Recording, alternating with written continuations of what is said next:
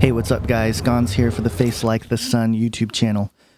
A few weeks ago, on the day of the Paris attacks, I made a video discussing the possibility of this alleged terror attack having something to do with the climate conference, the COP21, that was to be held in Paris a few weeks later.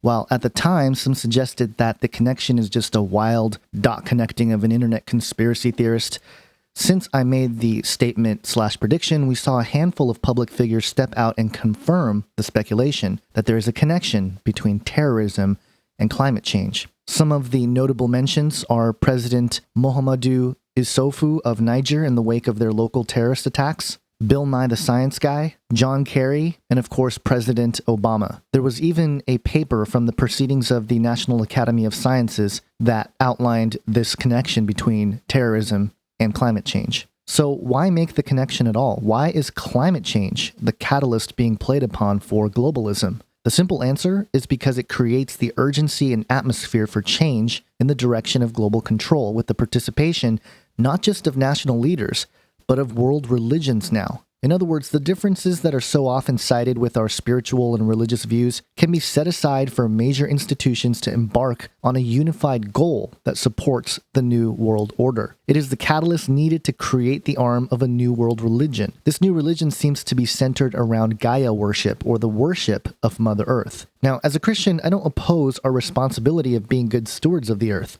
After all, when God created Adam in the Garden of Eden, our duty was to take care of it. So ingrained in our image bearing of God is the inclination to be good stewards of the earth. But this new systematically placed spiritual fervor centered around climate change is only appealing to these sentiments for the purpose of control. This is for a few different reasons, in my opinion. One, the entire climate change crisis itself might be a ruse. In other words, there might not even be a real crisis at all. Propaganda pieces like Inconvenient Truth by Al Gore several years ago played on sensationalized statistics and emotional manipulation to make us believe that we are in dire straits. Number two, even if there are changes to the climate, there's no way to prove beyond a shadow of a doubt that it was the sole cause of human intervention. The Earth goes through climate change all the time.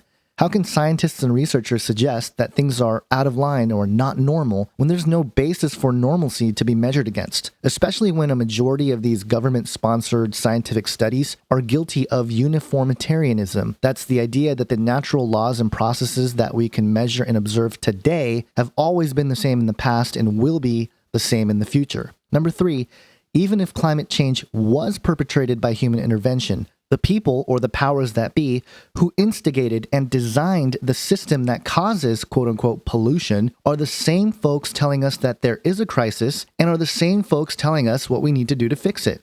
If you want to go deeper down the rabbit trail, you can always dive into the realms of recorded history and revisionist history to understand that this whole climate change idea is nothing new. Take, for example, a man named Guenther Schwab, an Austrian Nazi born in 1904, who founded the World Union for the Protection of Life.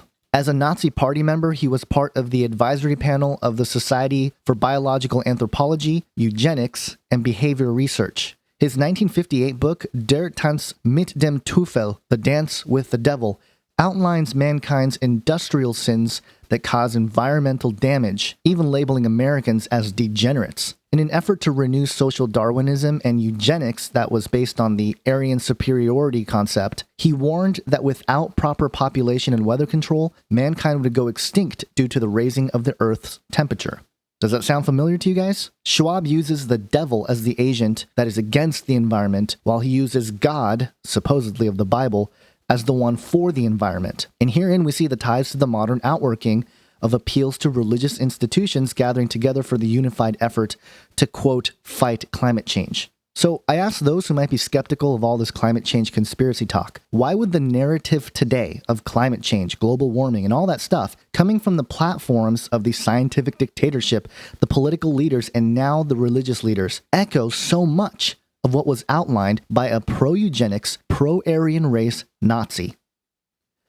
Prior to World War II, Nazi Germany passed several environmental laws that promoted green social engineering tactics over any kind of private or holistic approach to environmentalism. Those who opposed these Nazi green agendas were few because of the totalitarian atmosphere and the consequences of being eliminated or silenced by the government. Today, we are literally seeing the same thing working out in our country. In 2014, and again re-emphasized with more fervor in 2015, 20 scientists asked Obama to persecute global warming skeptics using the RICO, the Racketeer, Influenced, and Corrupt Organizations Act. The scientists are suggesting that those who deny global warming are deliberately distributing false information because of their alleged ties to the fossil fuel industry. This agenda does two things. One, it continues to affirm the scientific dictatorship as some kind of ultimate authority of truth regarding topics like global warming or climate change. And number two, it creates the false assumption that those who oppose global warming or climate change are therefore tied to the fossil fuel industry. In other words, they deny the quote-unquote facts of global warming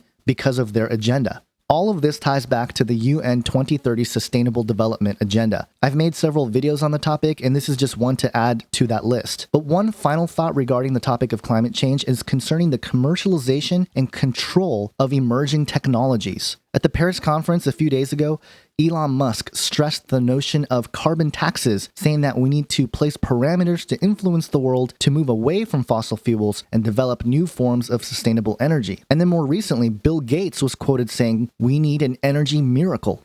Gates, who's seen a lot of criticism for his pro-vaccine agenda and comments on population control and reduction, stepped out and rallied many influential leaders at the Paris conference, stating his own desire and attempt to solve the climate change crisis. The article here by the New York Times, titled "Bill Gates Takes on Climate Change with Nudge and a Powerful Rolodex," says here, quote, "The foundation, the Bill and Melinda Gates Foundation, whose endowment is now more than $41 billion, says it has spent $34.5 billion in the 15 years since it was formed, concentrating on initiatives to alleviate world poverty, enhance global health, and improve education in the United States." Yeah, how's that working out for us? I continue.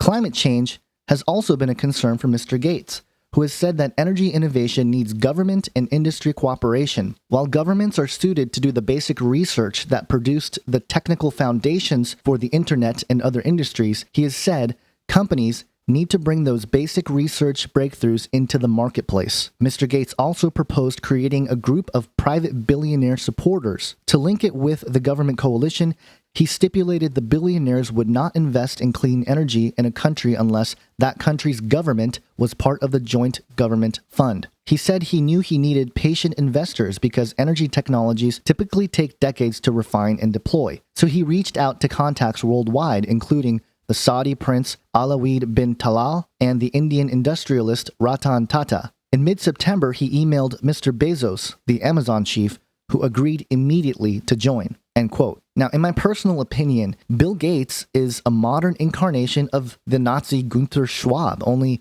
with billions in his pocket. As many conspiracy analysts on the fringe have investigated, there's good ample evidence to suggest that technologies that tap into free sources of energy, as well as weather manipulation and control devices, have been in the hands of a very few elite for decades. So why the initiative?